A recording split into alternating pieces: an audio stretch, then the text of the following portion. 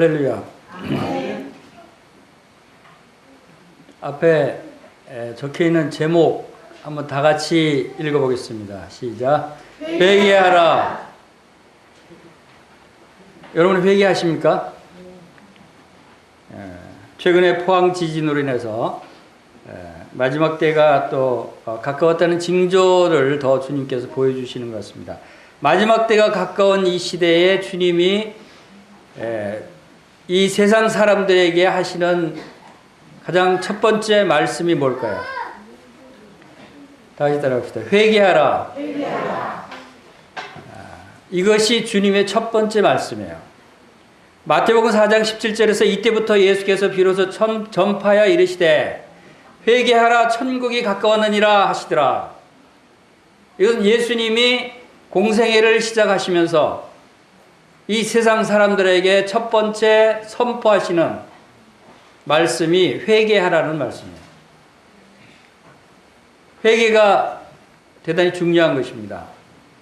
왜냐하면 회개하라 천국이 가까웠느니라 하는 이 말씀은 무슨 뜻입니까? 회개하지 않으면 천국에 갈 수 없다는 것이죠. 회개해야 천국에 갈 수 있다는 거예요. 이것은 매우 중대한 선포죠. 오늘날 이 시대에 살고 있는 이 세상에도 하나님께서 이 회개하라 천국이 가까웠느니라 라는 말씀을 선포하기를 원하셔요. 누구를 통해서 선포해야 되죠? 바로 하나님의 백성들, 하나님의 교회가, 성도들이 이제 이 세상에서 회개하라 천국이 가까웠느니라 하는 주님의 말씀을 이제 대언해야 되고 증거해야 됩니다. 니느웨 성이 멸망이 가까웠다는 것을 하나님께서 요나를 통해서 선포하게 하셨어요. 요나가 선포했을 때 니느웨 성 모든 사람들이 다 회개했기 때문에 그들이 멸망을 당하지 않고 그 심판을 면할 수 있었어요. 회개가 이렇게 중요한 것입니다. 그래서 오늘은 회개의 의미가 무엇인지, 또 회개는 언제 해야 되는지, 회개는 어떻게 하는 건지, 회개의 결과는 어떠한 변화가 있는 건지, 이런 부분에 대해서 함께 살펴보기를 원합니다.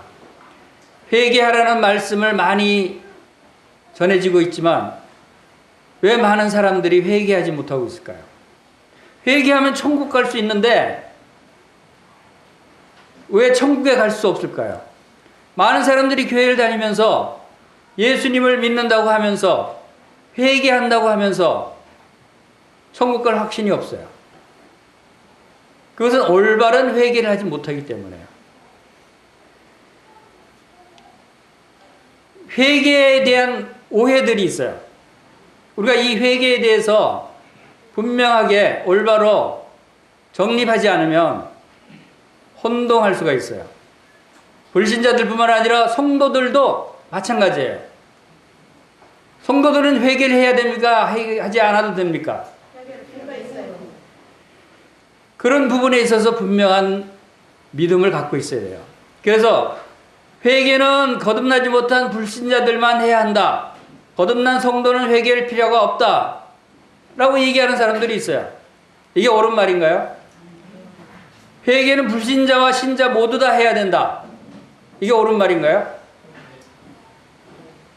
그것도 우리가 회개가 어떤 의미를 갖고 있는가를 구별할 수 있어야 이것이 가능해지는 거예요. 회개하지 않으면 신자도 천국에 갈 수 없다. 맞습니까? 틀립니까? 이거 잘못 알고 있는 거예요. 회개는 믿기 전에 회개를 먼저 해야 된다. 맞습니까? 여기서도 사람들이 혼동하고 있어요. 모든 죄를 다 회개하지 않으면 천국 갈 수 없다. 그렇습니까? 이런 여러 가지에서 사람들이 올바른 분별을 하지 못하니까 혼동이 되고 내가 회개를 했는데 천국 갈 수 없는 건가? 내가 왜 회개를 올바로 할 수 없는가? 구원받은 성도들이 회개하지 않으면 천국에 갈 수 없는가? 이런 부분에 대해서 진리 가운데 확실한 분별을 하지 못하기 때문에 그 믿음이 흔들립니다. 그래서 때로는 믿는 거듭난 성도들 가운데도 이 말씀을 보고는, 이런 말씀을 듣고는, 아, 내가 진정 회개한 적이 없는데 이게 천국 못 가는 거 아닌가? 이렇게 그 믿음이 흔들리는 경우도 있어요. 회개는 믿는 자와 믿지 않는 자에게 그 적용이 다릅니다. 회개의 종류가 다른 거예요. 그것을 분명하게 알지 못하고 그냥 같은 회개인 줄 알고 생각하니까 나 믿는 성도들도 나가 회개하지 못했으니까 이거 다시 지옥 가는 거 아닌가 하는 그러한 생각이 들게 되는 것입니다. 회개는 구원에 이르게 하는 회개인가? 회개하라 천국에 가까웠느니라 하는 말씀은 천국에 갈 수 있는 회개를 말씀하시는 거예요. 그리고 경건한 삶을 위한, 성화를 위한 회개인가? 이것을 우리가 구별할 수 있어야 된다는 거죠. 그리고 여러분, 육신의 노력으로 회개 가능합니까? 여러분 스스로 회개할 수 있어요? 회개는 무언가를 여러분들이 알면 육신의 노력으로 회개할 수 없다는 것을 알게 되는 것입니다. 그런데 많은 사람들이 육신의 노력으로 밤새워서 기도하고 죄를 다 고해야 회개하는 줄 알고 육신의 노력으로 애를 씁니다. 회개하려고. 그게 됩니까? 우리 인간의 노력으로는 회개할 수가 없어요. 회개라는 죄를 뉘우치고 그 죄를 짓던 생활에서 돌이켜서 선한 일을 행하는 거예요. 우리 스스로 육신이, 인간이 할 수 없는 일이에요. 육신이 할 수 있다면 예수님이 필요가 없죠. 모든 사람들이 다 죄를 짓는 거 회개하고 돌이키고 선한 일을 하면 되는데, 회개는 그런 것이 아니라는 것이죠. 그래서 회개가 먼저냐 믿음이 먼저냐 논란하는 사람도 있어요. 여러분, 믿음 없이 회개할 수 있겠어요?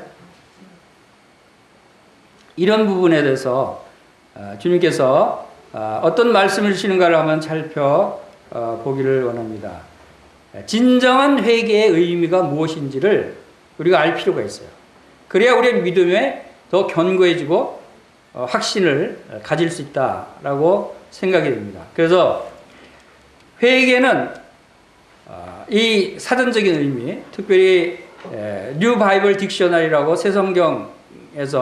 새성경 사전에서 말하고 있는 그런 회개의 의미는 성경의 그 구약은 히브리어로 기록되어 있어서 히브리어 원어로는 나함이라고 하는 회개라고 번역된 단어가 있어요. 그리고 슈브라고 하는 단어가 있습니다. 이 두 가지 단어가 다 회개로 번역이 되어 있어요. 나함은 뉘우치다, 마음을 바꾸다라고 하는 의미예요. 그리고 슈브는 돌이키다, 돌아오다예요. 그래서 사실 진정한 회개의 의미는 이 두 가지 의미가 다 합쳐진 것이 진정한 회개의 의미라는 것이죠. 왜냐하면 죄를 뉘우치고 그 생각을 바꿀 뿐만 아니라 다시 돌아오는 것까지 회개를 우리가 봐야 된다는 것이죠. 그래서 헬라어, 신약 성경에는 메타노에오라고 하는 단어가 헬라어인데 그 의미는 마음을 바꾸고 후회하고 전환하다, 즉 회심하다. 그러니까 이 나함과 슈브의 두 가지 의미를 다 포함하고 있다고 볼 수가 있습니다. 그래서 회개는 죄를 뉘우치고 죄를 버릴 뿐만 아니라 다시 선한 사람의 행위로 돌아오는 데까지, 그것이 회개예요. 그런데 이 회개를 예수님 믿지 않은 사람들이 스스로 회개할 수 있을까요? 이것이 문제예요. 그래서 죄를 뉘우치거나 마음을 돌이킬 뿐만 아니라 회개의 증거로 기본적인 행동의 동기까지, 개인의 삶의 방향까지 전환하는 것이 회개이다라고 하고 사전에 나와 있어요. 자, 이 회개를 하나님과 예수님을 믿지 않는 사람들이 회개부터 하고 믿음을 가질 수 있겠냐는 거죠.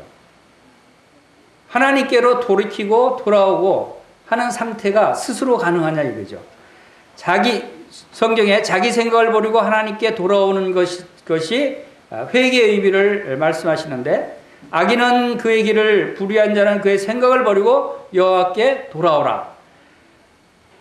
그리하면 그가 긍휼히 여기시리라. 우리 하나님께로 돌아오라. 그가 너그럽게 용서하시리라. 이는 내 생각이 너희 생각과 다르며 내 길은 너희 길과 다름이니라. 여호와의 말씀입니다. 하나님께서 바로 사람들에게 그 길을, 불의한 자는 생각, 그 길, 악한 행위를 하는 죄의 길을 가던 그 길을 버리고 또 죄를 짓고자 하는 그 생각, 악한 생각까지 버리고 하나님께로 돌아오기를 원하셔요. 하나님께로 돌아오는 것이 회개예요. 그래서 많은 사람들이 열심히 회개를 해요. 새벽 기도까지 하면서 회개합니다. 그런데 왜 구원받지 못할까요? 왜 거듭나지 못할까요? 그것은 스스로의 노력으로 죄를 뉘우치고 하나님께로 돌아오려고 스스로 노력하니까 안 되는 거예요. 여러분, 갈라디아서 5장 4절에서 율법 안에서 의롭다 하는 너희는, 즉 율법을 잘 지켜서 의로운 자가 되려고 노력하는 사람은 그리스도에게 끊어지고 은혜에서 떨어진 자로다 라고 말씀하고 있어요. 스스로 율법을 잘 지켜서 스스로 죄를 안 지으려고 애를 쓰는 사람은 오히려 점점 더 예수님께 가까이 가지 못하고 점점 예수님으로부터, 하나님으로부터 멀어진다는 거예요. 그것은 인간의 노력으로는 예수님께 가까이 갈 수가 없다고 하는 것을 말씀하고 있는 것이죠. 그래서 성경의 회개가 어떤 의미로 사용되어 있는가를 몇 가지 살펴보겠습니다. 천국에 들어가게 하는 회개다라고 마태복음 4장 7절에서 우리가 읽어본 대로 회개하라 천국이 가까웠느니라 하는 말씀이 천국에 들어가게 하는 회개죠. 그렇죠? 그 다음에 하나님이 기뻐하는 회개, 기뻐하시는 회개다. 내가 너에게 이르노니 이와 같이 죄인 한 사람이 회개하며 하늘에서는 회개할 것이 없는 의인 99으로 말미암아 기뻐하는 것보다 더하리라. 그만큼 하나님께서 회개하는 사람을 기뻐하신다는 거예요. 죄사함을 얻게 하는 회개다라고 말씀하셔요. 또 그의 이름으로 죄사함을 받게 하는 회개가 예루살렘에서 시작하여 모든 족속에게 전파될 것이 기록되었으니, 그의 이름으로 죄사함을 받게 하는 회개. 그의 이름은 예수 그리스도의 이름이에요. 예수님의 이름으로 죄사함을 얻게 하는 회개예요. 그리고 성령을 받게 하는 회개다라고 말씀하십니다. 너희가 회개하여 각각 예수 그리스도의 이름으로 세례를 받고 죄사함을 받으라. 그리하면 성령을 선물로 받으리니. 세례를 받게 하는 회개, 성령을 받게 하는 회개. 회개한 사람이 세례를 받을 수 있고 회개한 사람이 성령을 받는다는 거예요. 여러분, 예수님 도움 없이 스스로 이러한 상태에 갈 수 있어요? 스스로 노력해서 세례 받은 상태에 갈 수 있어요? 스스로 노력해서 성령을 받을 수 있어요? 불가능한 거예요. 생명을 얻게 하는 회개다 그랬어요. 하나님께서 이방인에도 생명 얻는 회개를 주셨도다 하니라. 여러분이 회개하면 생명을 얻을 수 있다는 거예요. 이 생명 얻는 회개를 예수님 믿지 않고 할 수 있겠어요? 구원에 이르게 하는 회개다 그랬어요. 회개를 해야 구원에 이른다는 거죠. 그것은 고린도서 7장 10절에 하나님의 뜻대로 하는 근심은 후회할 것이 없는 구원에 이르게 하는 회개를 이루는 것이요. 그 다음에 진리를 알게 하는 회개다. 디모데후서 2장 25절에 거역하는 자를 온유함으로 훈계할지니 혹 하나님이 그들에게 회개함을 주사 진리를 알게 하실까 하며, 회개함을 주시면 진리를 알 수 있다. 그리고 멸망하지 않게 하는 회개다라는 거예요. 베드로후서 3장 9절에 주의 약속은 어떤 이는 더디다고 생각하는 같이 더딘 것이 아니라 오직 주께서는 너희를 대하여 오래 참으사 아무도 멸망하지 아니하고 다 하기에 이르기를 원하십니다. 회개를 해야 멸망하지 않아요. 자, 여러분, 이 회개의 의미가 이런 의미라면 여러분 스스로 이 회개를 할 수 있겠어요? 이 회개라는 단어를 뭘로 바꿀 수 있겠어요? 여러분, 천국에 들어가기 위해서는 뭘 해야 되죠? 예수님을 믿어야 돼요. 믿음이 있어야 되죠. 여러분, 지금 회개라는 단어를 믿음과 한번 대체해 보세요. 천국에 들어가게 하는 믿음이에요. 믿음이 있어야 천국에 들어가요. 그렇죠? 예수를 믿음이 없이는 하나님을 기쁘시게 할 수 없다고 하신 대로 예수님을 믿는 것이 하나님을 기쁘시게 하는 것이에요.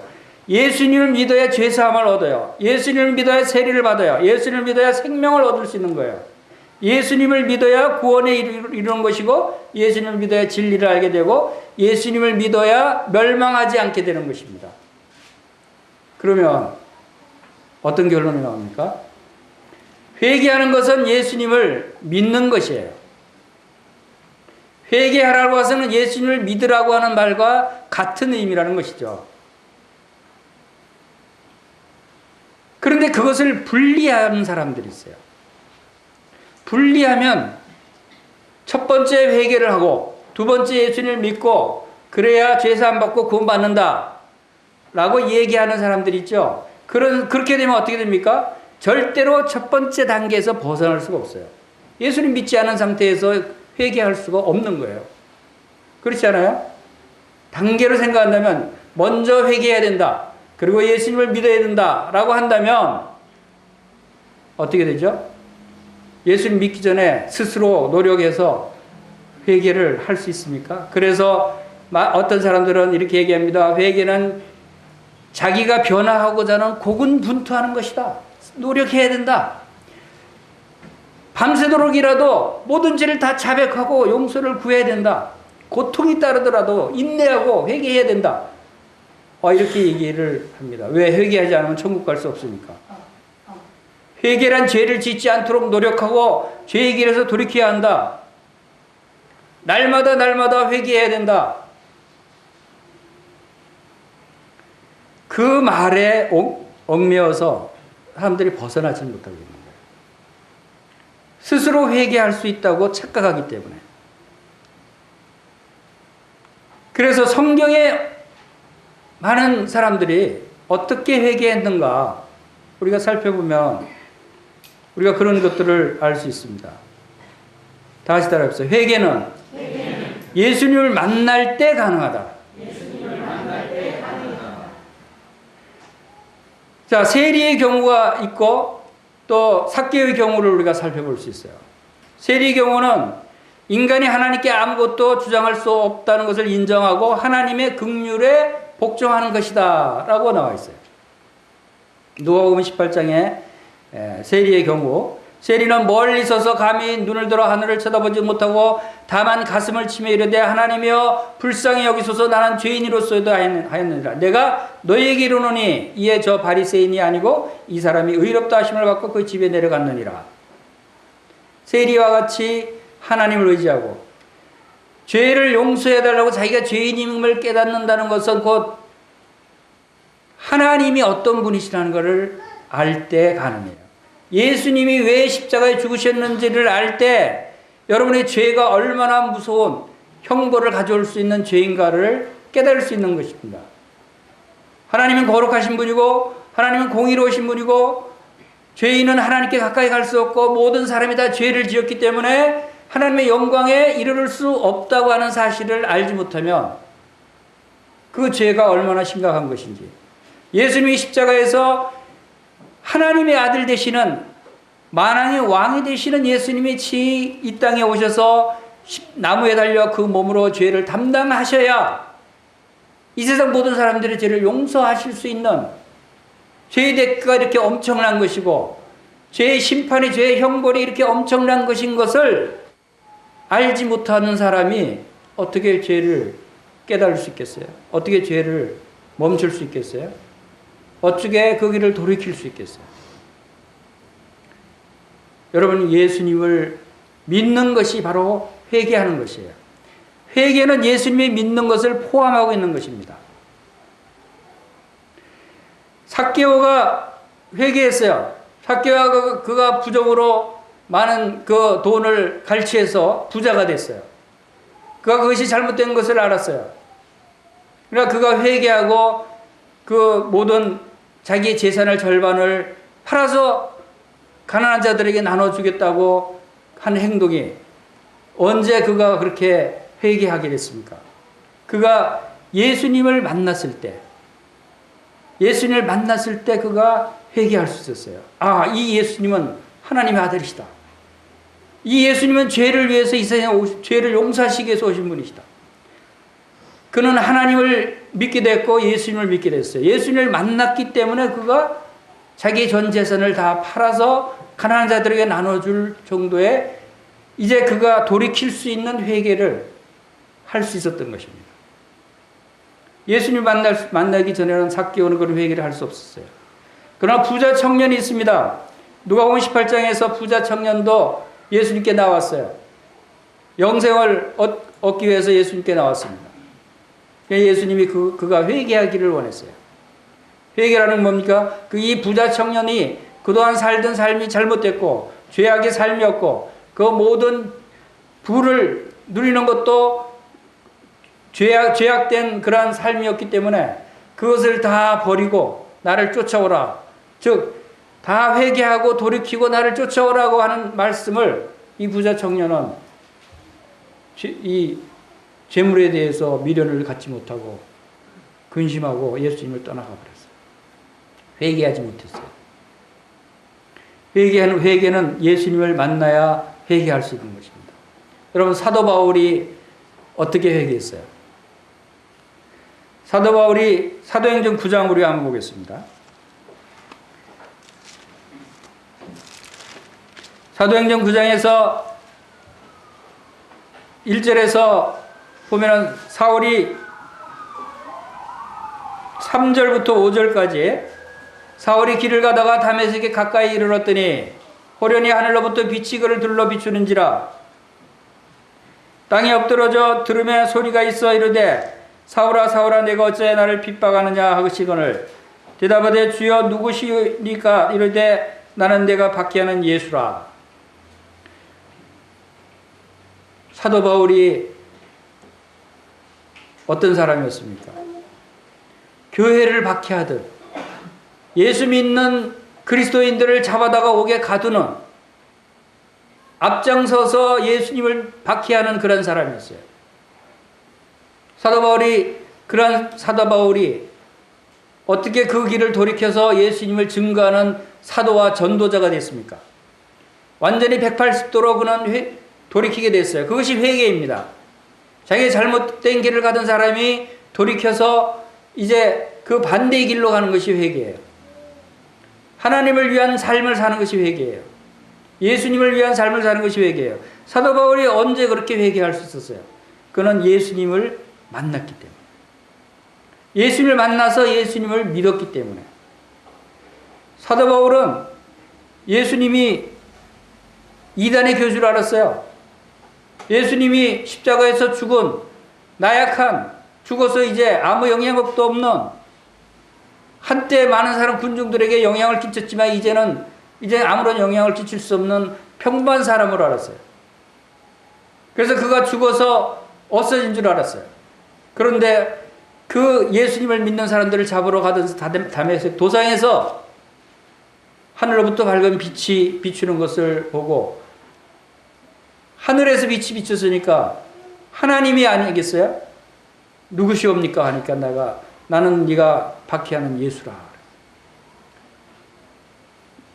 자기가 죽은 줄 알고 그를 추종하는 그리스도인들을 잡아오게 가두던 그러한 악한 사람이었는데 그 예수님이 살아계셔서 하늘에 계시는데 그 하늘에서 빛을 비추시는 놀라운 하나님의 능력을 나타내 보시는 분이시라는 거예요.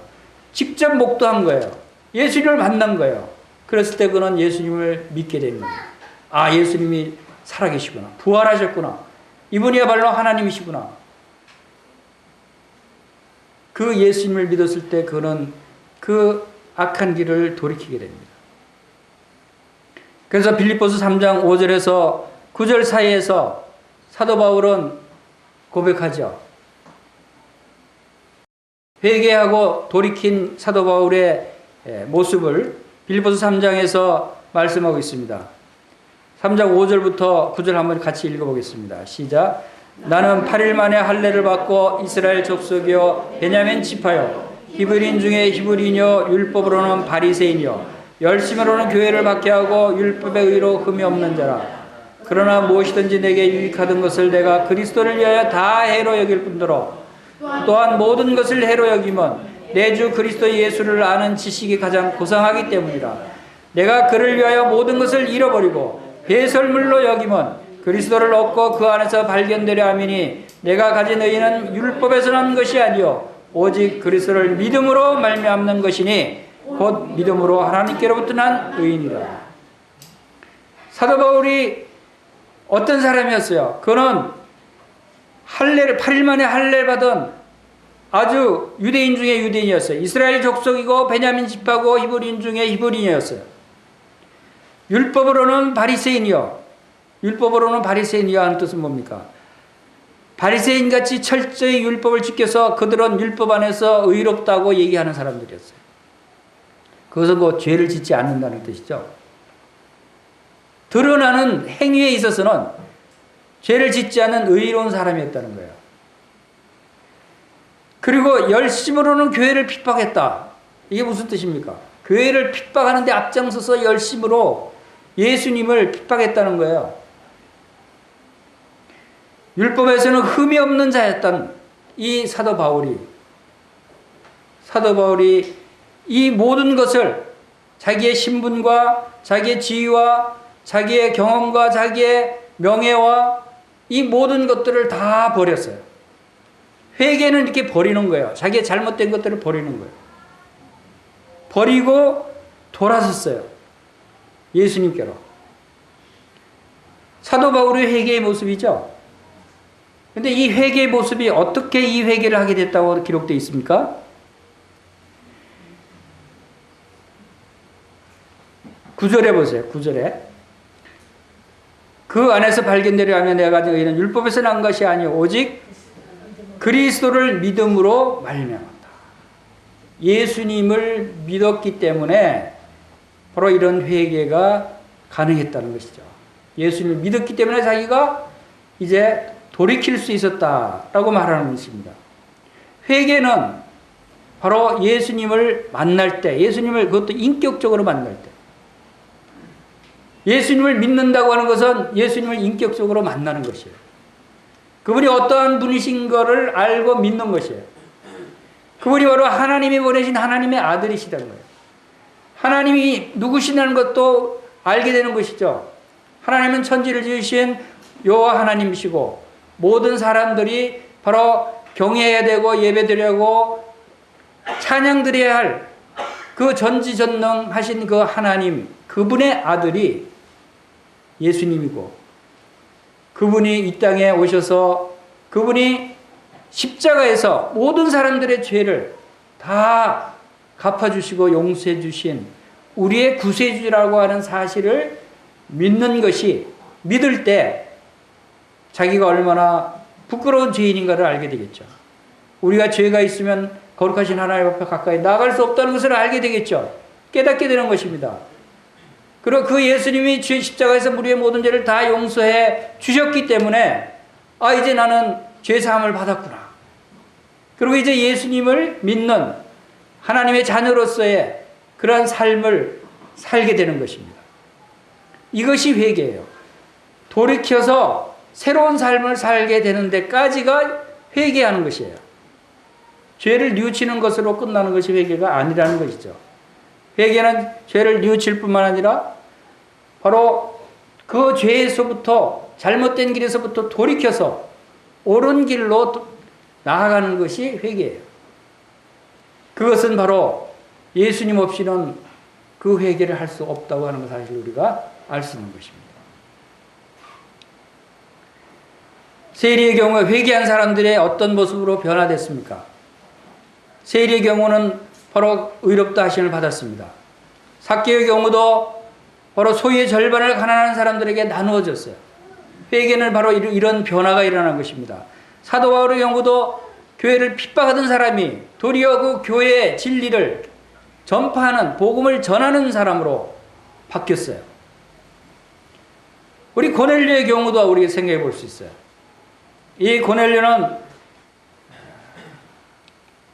우리 사도행전 10장 한번 보겠습니다. 사도행전 10장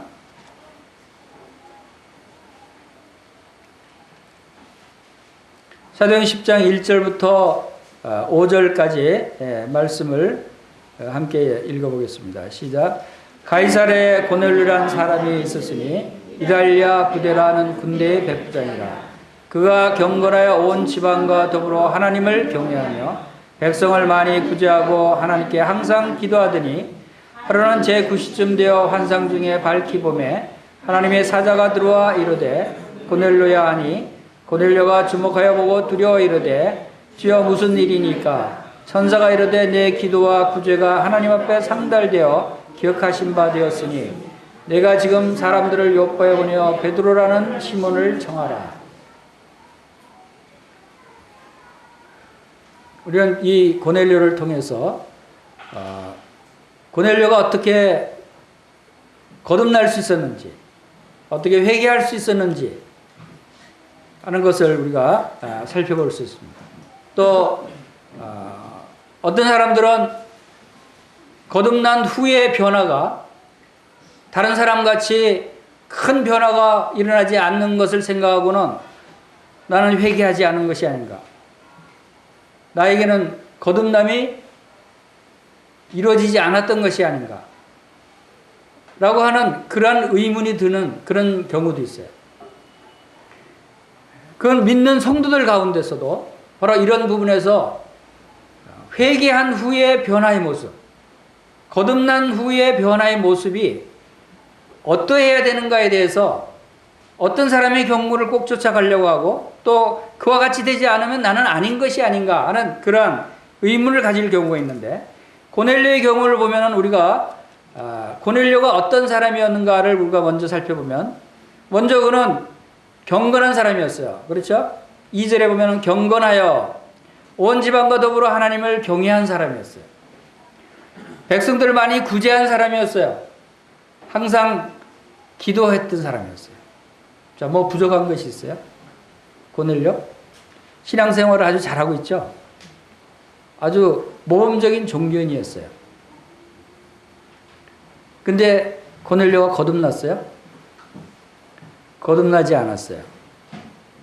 자, 우리는 이것을 알아야 돼요. 이렇게 하나님을 경외하고 경건한 생활을 하고 사람들도 많이 구제하는, 사랑도 많이 베풀고 또 항상 기도하는 경건한 삶을 사는 사람 중에서도 거듭나지 못한 사람이 있다는 거예요. 그리고 그러한 사람이 거듭났을 경우에 어떠한 변화의 모습을 보이는가도 우리가 한번 참조해 볼 수 있어요. 왜냐하면 우리가 때론 그런 이야기를 많이 합니다. 모태신앙이었던 사람, 어릴 적부터 교회에 착실히 부모님 따라서 잘 나와서 신앙생활을 잘 하던 사람 중에는 회개한 경험이 없어서 거듭나지 못한 사람이 있을 수 있다. 또 스스로 또 그런 본인들이 나는 다른 사람처럼 그런 큰 변화가 없었는데, 회개해서 큰 내 삶의 변화가 없었는데 그럼 나는 거듭나지 않은 게 아닌가, 그렇게 생각하는 사람도 있을 수 있어요. 근데 고넬료의 경우가 바로 그런 부분에서 우리에게 그 사례가 될 수가 있다고 봅니다. 모태신앙을 가진 사람, 어릴 적부터 교회에 다닌 사람은 어때요? 부모님을 쫓아서 그 경건한 생활을 했었죠. 다른 타락한 아이들처럼 그렇게 아주 나쁜 짓을 하고 손가락질 받는 그런 타락한 아이로 자라지는 않았어요. 외형적으로는 아주 모범적인 그런 모습으로 자랐겠죠. 부모님 쫓아서 집회 때 참 빠지지 않고 참석하고 또 부모님 따라서 기도하고 다른 사람들에게 선도 베풀고, 이러한 그 사람이라고 할지라도 그가 진정으로 거듭나지 못했을 수도 있어요. 왜냐하면 거듭난다고 하는 것은 예수님을 만나지 않으면 거듭날 수가 없는 거예요. 그 예수님을 인격적으로 만나지 않으면 회개할 수가 없다는 것이죠. 그런데 이 고넬료도 그랬어요. 외형적으로는 아주 모범적인 종교인이었어요. 그렇죠. 탓할 수가 없었어요. 그러나 그 마음 가운데는 죄가 있었어요. 그 죄의 문제를 해결하지 못했어요. 회개한 경험이 없어요. 이 고넬료에게 하나님께서는 베드로를 보냅니다. 고넬료는 이방인이었어요. 근데 당시에 유대인들은 이방인들에게는 구원이 없는 줄로 알고 있었고, 이방인들과 만나 상종하는 것 자체도 죄로 여겼어요. 근데 하나님께서는 모든 사람을 사랑하시고 모든 사람이 구원을 받으며 진리를 아는데 이르기를 원하시는 하나님은 베드로를 보내서 고넬료를 만나게 해서 그에게 복음을 전하도록 하십니다. 그것이 사도행전 10장 이제 38절부터 43절까지 나오는 내용이 베드로가 고넬료에게 복음을 전도하는 내용이 나옵니다. 무슨 내용을 전하는가 보세요. 이렇게 모범적인 종교 생활을 하는 고넬료에게 부족한 게 뭐가 있는가를 우리가 살펴볼 필요 있어요. 고넬료는 모범적인 종교 생활을 했지만 딱 2%가 부족했어요. 2% 부족한 종교인이었어요. 천국에 가기 위해서는 1%가 부족해도 천국에 갈 수 없어요. 그렇죠? 천국에 가기 위해서는 100%가 다 온전하게 죄사함 받고 온전한 거룩한 상태가 되지 않으면 하나님의 영광에 들어갈 수 없기 때문에, 근데 제가 볼 때 고넬료에게는 2%가 부족했어요. 여러분 가운데도 2%가 부족한 분들이 있을 수 있어요. 열심히 하나님을 섬긴다고 하지만 2%, 그 빠진 2%가 뭔가를 우리가 한번 살펴봅시다. 자, 사도행전 10장 38절에서부터 43절까지 한번 읽어보겠습니다. 시작. 하나님이 나사렛 예수에게 성령과 능력을 기름 붓듯 하셨음에 그가 두루 다니시며 선한 일을 행하시고 마귀에 눌린 모든 사람을 고치셨으니 이는 하나님이 함께 하셨습니다. 우리는 유대인의 땅과 예루살렘에서 그가 행하신 모든 일의 증인이라.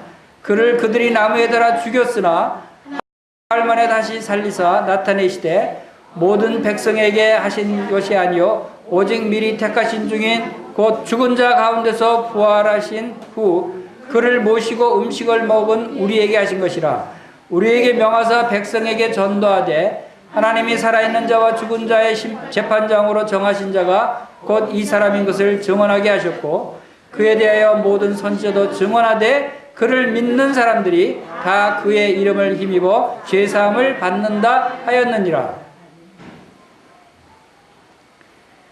자, 하나님께서 예수님에 대해서 증거하게 하셨어요. 고넬료에게 필요한 2%는 바로 예수님이에요. 그런데 그 1%는 예수님이고 나머지 1%는 예수님이 십자가에 못 박히신 거예요. 사도 바울도 그러면 고린도전서 2장 2절에서 내가 예수 그리스도와 그의 십자가에 못 박히신 것 외에는 아무것도 알지 아니하기로 작정했다. 사도 바울이 교회를 핍박하고 다녔을 때도 그 예수님을 만나기 전에도 2%가 부족했어요. 그도 고넬료처럼 얼마나 경건한 사람이었어요. 그 2%가 예수님과 그분의 십자가였어요.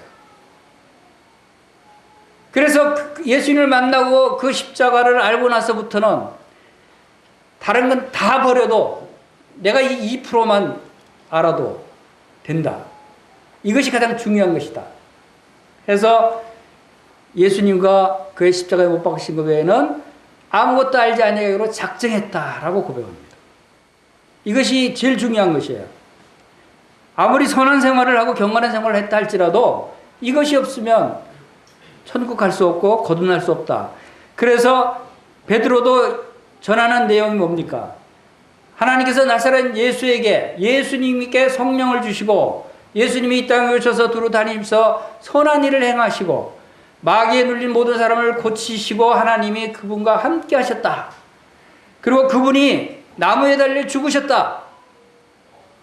왜? 그분은 이 세상 모든 사람들 죄를 담당하시기 위해서 나무에 달려 죽으시고 사흘 만에 부활하시고, 그리고 부활한 후에 우리와 함께 음식도 같이 드셨다. 부활은 확실한 것이다. 그리고 이 부활하신 예수님이 이제 이 땅에 여러분 모든 사람들의 옳고 그름을 재판하시고 심판하실 분이시다. 심판자로 하나님이 그를 보내셨다.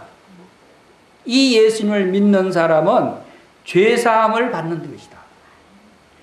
이것이 고넬료에게 필요했어요. 이것이 고넬료에게는 없었어요. 그는 경건한 생활을 했지만, 여러분에게 이 예수님의 십자가가 있습니까? 여러분이 이것이 있으면 여러분들이 거듭나는 것이에요. 다른 건 없어도 돼요. 다른 건 소용없어요. 다른 것을 거기다 더하려고 하지 마세요. 내 감정을 더하려고 하지 말고, 내 경험을 더하려고 하지 말고, 예수님께서 하나님의 아들로 이 땅에 오셨고, 그분이 나의 모든 죄를 십자가에서 담당해 주셨고, 내가 그분을 마음 가운데 영접했고, 내가 그분을 믿고 인정한다. 이것만 있으면 여러분들이 거듭난 거예요. 이것이 있으면 여러분들이 회개한 거예요. 이것이 있으면 여러분들이 천국에 갈 수 있는 자격을 얻은 것이에요. 그래서 이 고넬료는 그 다음에 이어지는 44절의 말씀에서는 베드로가 이 말을 할 때 성령이 말씀 듣는 모든 사람에게 내려오니, 성령이 내려와요. 성령이 내려오신다는 것은 그가 그 사이에 생략되어 있지만 고넬료가 예수님을 영접했다는 것이죠.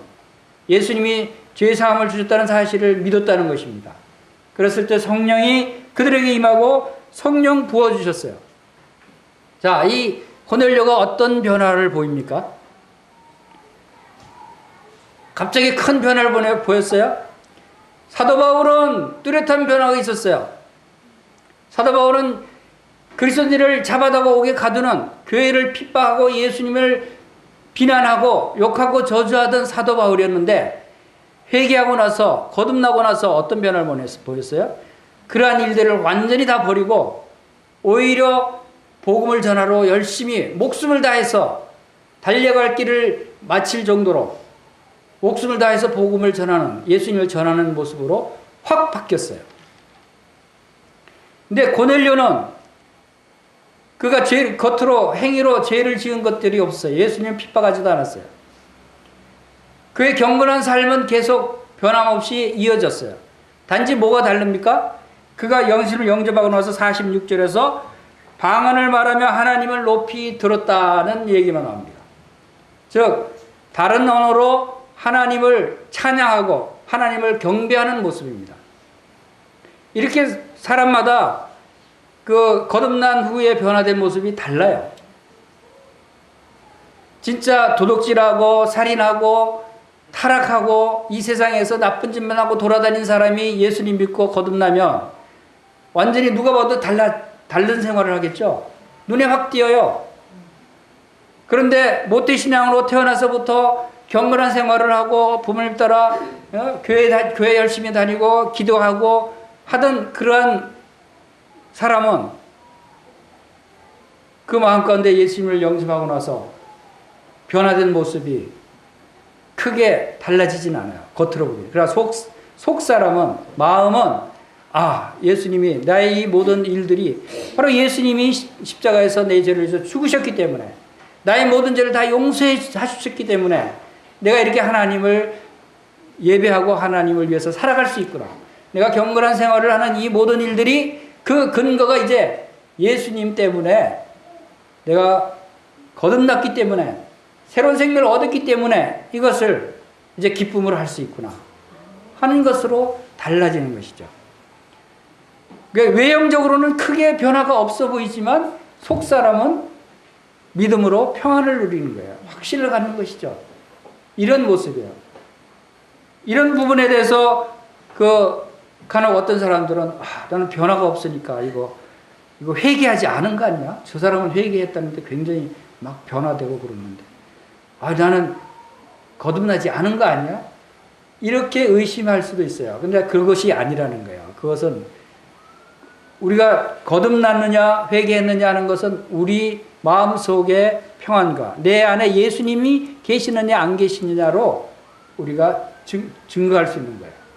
여러분이 예수님을 믿는다면, 여러분이 하나님을 믿는다면, 여러분 예수님이 십자가에서 여러분 죄를 다 용서해 주셨다는 그 사실을 믿고 죄에 대해서 이제 죄가 해결됐다는 사실에서 평안한 마음이 있다면 여러분은 변화된 거예요. 그것이 큰 변화예요. 그게 얼마나 큰 변화입니까? 외적으로 어떤 큰 변화를 기대하지 마세요. 물론 정말 그런 변화를 받고 막 날뛰는 사람이 있어요. 구름 위로 붕붕 떠다닌다고 얘기하는 사람도 있어요. 그런 사람도 있어요. 아주 감정이 풍부한 사람들이죠. 그러나 저 같은 경우에도 그런 경험은 별로 못했어요. 그러나 뭐 조용히 내 심령 가운데 평안이 오고, 정말 확신이 오는 거예요. 그래서 주님께서는 이러한 놀라운 변화를 우리에게 주셨다 하는 것을 봅니다. 자, 이제 우리가 좀 정리해 볼 필요가 있어요. 회개의 영역이 세 가지가 있다라고 하는 것을 데이빗 구딘과 존 레녹스가 책에서 이렇게 기술한 내용들을 한번 살펴보겠습니다. 첫 번째 영역은 하나님에 대한 회개가 있다 하는 거예요. 그것은 무신론자나 우상 숭배자가 무신론이나 우상을 버리고 하나님께로 돌아와서 살아계시고 참되신 하나님을 섬기는 모습. 이것이 하나님에 대한 회개예요. 하나님의 살아계시다는 사실을 믿는 것이죠. 하나님의 살아계시는 사실을 믿고 이제 그 전지전능하신 그 하나님을 믿고 섬겨야 되겠다라고 하는 그런 믿음의 결심을 한 사람들. 이 사람들이 하나님에 대한 회개를 한 것이다 라고 봅니다. 그리고 두 번째로는 우리 자신에 대한 회개가 있습니다.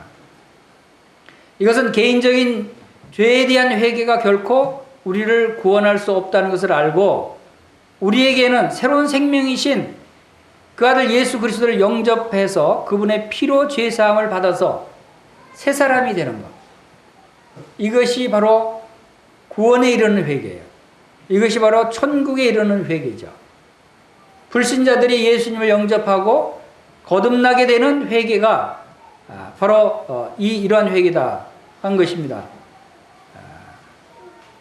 그래서 고린도후서 5장 17절에서는 그런즉 누구든지 그리스도 안에 있으면 새로운 피조물이라 이전 것이 지나갔으니 보라 새 것이 되었도다 라고 말씀하시죠. 이전에 죄인이었던 삶이 다 지나갔어요. 옛사람이 다 지나갔어요. 그리고 이제는 새로운 사람이 되었다는 것이죠. 이제는 하나님의 형상으로 지원받은 새 사람을 입었다. 이것이 진정한 회개예요. 그것이 예수님을 믿는 자들에게 이루어지는 회개라는 것이죠. 그리고 나머지 또 한 가지 회개가 있어요. 이것은 거듭난 그리스도인들이 살아가면서 해야 될 회개가 있다는 것입니다. 이것이 거듭난 그리스도인들은 회개할 필요가 없다라고 이야기하는 것은 1번과 2번에 해당되는 회개를 이야기할 때 그렇게 얘기할 수 있어요. 그러니까 멸망받지 않기 위해서 회개하지 않으면 멸망을 받고 심판을 받는 그 회개는 거듭난 그리스도인들은 다시 할 필요가 없겠죠. 이미 거듭났으니까.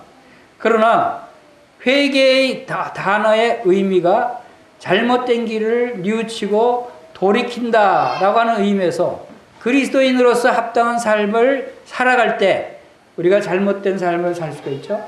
죄를 범할 때도 있죠. 이러한 길에서 우리가 돌이켜야 한다는 거예요. 그러한 의미에서 회개는 거듭난 성도들에게도 때로는 연약과 유혹에 빠질 수 있기 때문에 그때마다 하나님께 죄를 자백할 필요가 있다. 이러한 회개는 평생 거쳐야 할 일이다 하는 것이죠. 그래서 우리 요한일서 9장 한번 보겠습니다. 요한일서 1장 9절.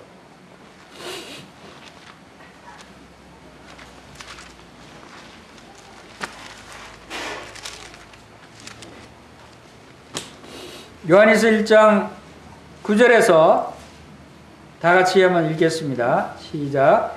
만일 우리가 우리 죄를 자백하면 그는 미쁘시고 의로우사 우리 죄를 사하시며 우리를 모든 불의에서 깨끗하게 하실 것이요. 예. 거듭난 그리스도의 삶은 이제 하나님과의 화목된 관계예요. 하나님과 사귐의 관계예요. 하나님과 친교를 나누는 관계예요. 하나님과 함께하는 삶이에요. 근데 그 하나님은 누구세요? 하나님은 빛 가운데 계시는 분이고 하나님은 거룩하신 분이세요. 거룩하신 분이고 빛이신 그분과 함께 사귀기 위해서는, 친교를 나누기 위해서는 우리도 빛 가운데 있어야 되고 거룩해져야 되는 거예요. 근본적으로 신분적으로는 우리가 거룩함을 받았지만 삶에서 나타나는 그러한 죄들의 씻음을 받을 때 그 교제, 친교가 회복되는 것입니다.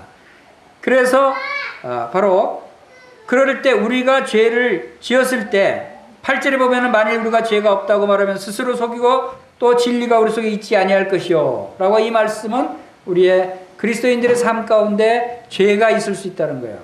그러한 죄들은 어떻게 해결하느냐 하면 바로 자백함으로 주님께서 용서를 받을 수 있다라고 하는 것입니다. 자백하는 것과 용서를 구하는 것과는 다른 의미입니다. 자백하는 것은 자기 자신을 솔직하게 다 내려놓고 자기 스스로가 그 잘못된 것을 뉘우치는 마음이 있을 때 자백이 가능해요. 자백은 꼭 자기 자신을 자기가 심판하게 되는 경우예요. 그 죄에 대해서 자기가 스스로 자신을 심판하는 것이 자백이에요. 그리고 처벌에 대해서는 하나님께 맡기는 것이죠. 이런 의미로 바로 우리가 자백하면 하나님께서 용서해 주시고 우리를 다시 교제 가운데 하나님과의 그 사귐 가운데로 회복해 준다라고 하는 것입니다. 그래서 바로 이 그리스도와 십자가의 도, 십자가를 우리가 분명하게 마음 가운데 믿고 있지 않으면 이러한 회개를 할 수 없다 하는 것입니다. 고린도전서 2장 1절부터 2절 한번 함께 읽어보겠습니다. 시작. 형제들아 내가 너에게 나아가 하나님의 증거를 전할 때 말과 지혜의 아름다운 것으로 아니하였나니 내가 너희 중에서 예수 그리스도와 그가 십자가에 못 박히신 것 외에는 아무것도 알지 아니하기로 작정하였습니다. 사도 바울에게 필요한 것은 딱 이것밖에 없었어요. 이 말씀 외에는 다 버렸어요. 다 배설물같이 버렸다 그랬어요. 여러분들도 구원받지 못한 사람도 바로 이 말씀이 여러분의 마음 가운데 심겨져야 돼요. 예수님이 바로 하나님의 아들로 오신 분이고 그분이 나의 죄를 담당하시기 위해 십자가에 달리셔서 나의 모든 죄를 다 담당해 주신 분이시다. 내가 그분을 믿음으로 말미암아 나의 모든 죄가 다 용서된 사실을 알게 되는 것입니다. 그럴 때 여러분은 자기의 상태가 죄의 삶이 잘못된 것을 깨닫게 되고 이제는 예수님을 위한 삶, 하나님을 위한 삶을 살게 되는 것입니다. 새 사람의 삶으로 돌아오게 되는 것입니다. 이것이 회개예요. 그리고 믿는 그리스도인 거듭난 성도들도 바로 이 말씀을 통해서 우리가 늘 우리의 죄를 자백하는, 그래서 다시 하나님과의 교제를 회복하고 하나님 앞에 담대히 나올 수 있는 그러한 믿음을 갖게 되시기를 바랍니다. 네, 기도드리겠습니다.